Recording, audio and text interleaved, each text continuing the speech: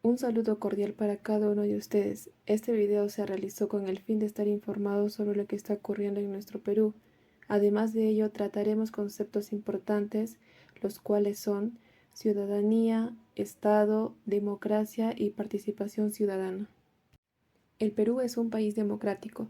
Cada 5 años emitimos un voto de sufragio con la participación de toda la población que habita en este territorio y de algunos compatriotas que residen fuera del Perú.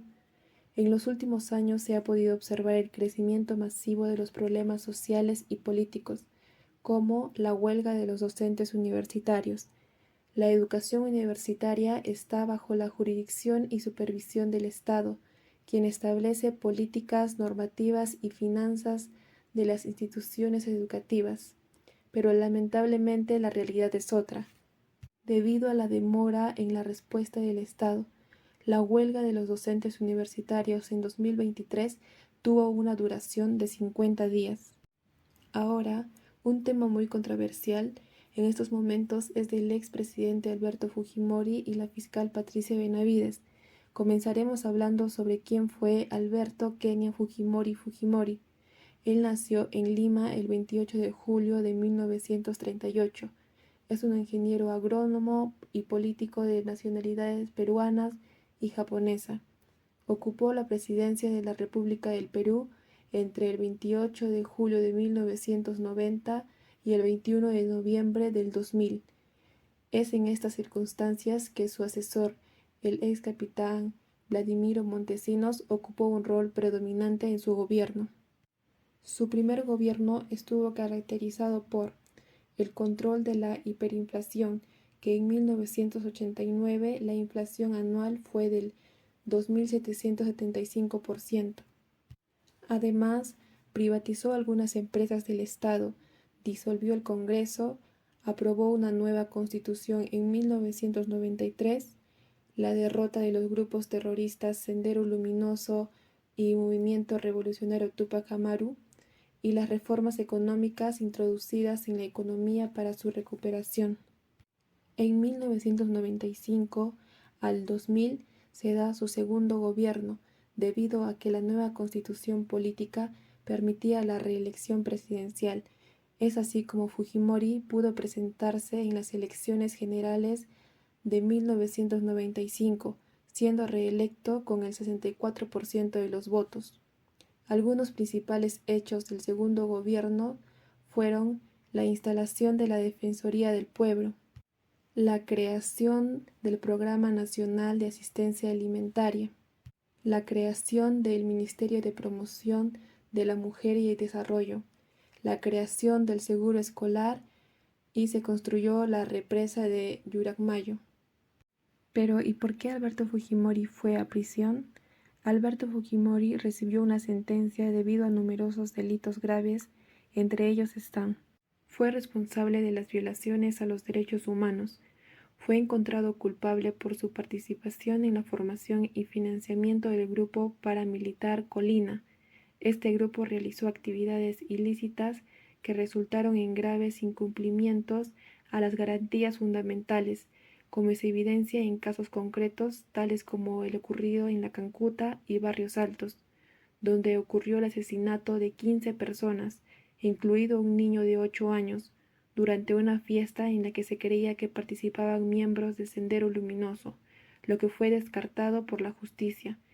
El secuestro, asesinato y entierro en fosas a 8 estudiantes y un profesor de la Universidad Nacional Enrique Guzmán y Valle el 18 de julio de 1992. Como consecuencia directa de estas acciones ilegales, tanto profesores como estudiantes universitarios fueron víctimas mortales, dando un total de 25 fallecidos y por último se le condenó por su participación en los secuestros del periodista Gustavo Gotirri y del empresario Samuel Díaz. Por tales crímenes fue condenado a 25 años de prisión.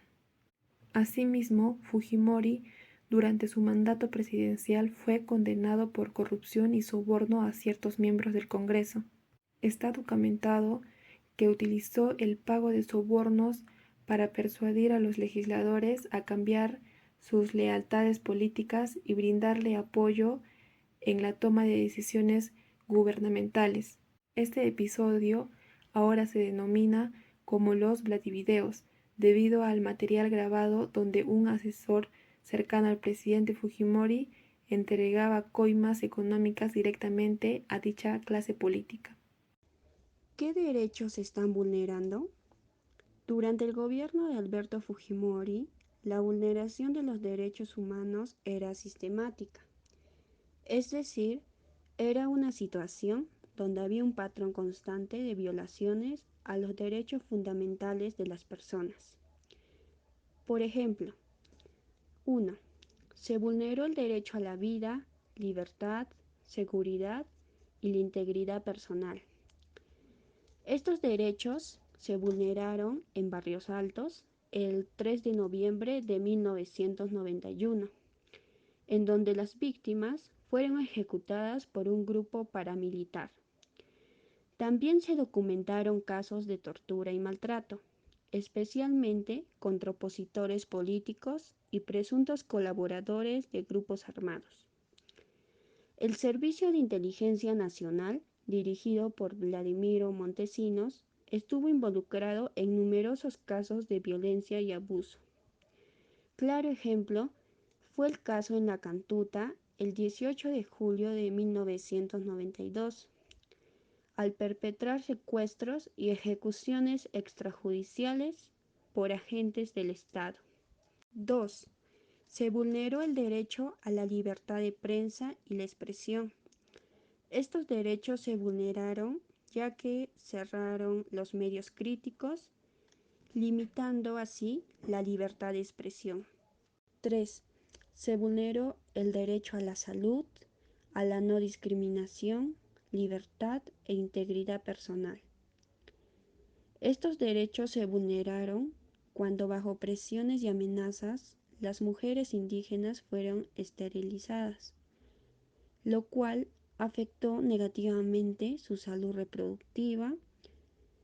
Hubo discriminación basada en género y clase social y se les sometió a procedimientos médicos invasivos sin su consentimiento libre e informado.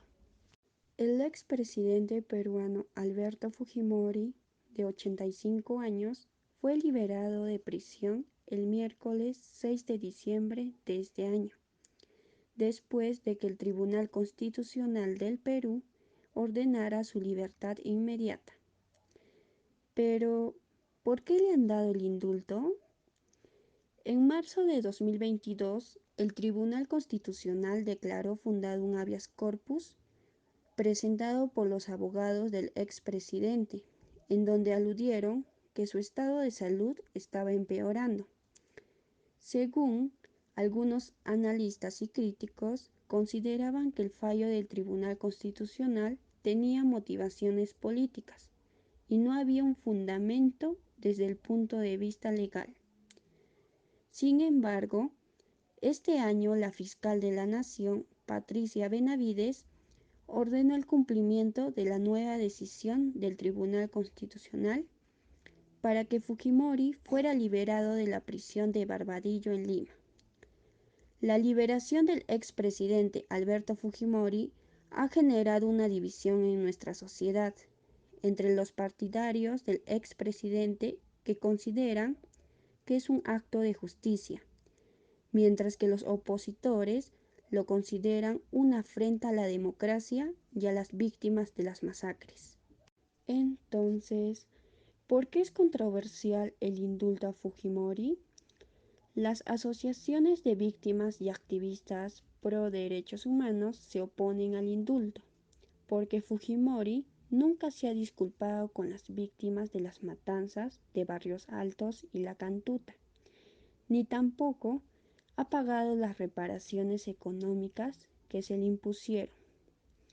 Además, la Asociación Pro Derechos Humanos expresó su enérgico rechazo ante el grave desacato del Tribunal Constitucional al ordenamiento de la Corte Interamericana de Derechos Humanos, porque contradice las disposiciones internacionales.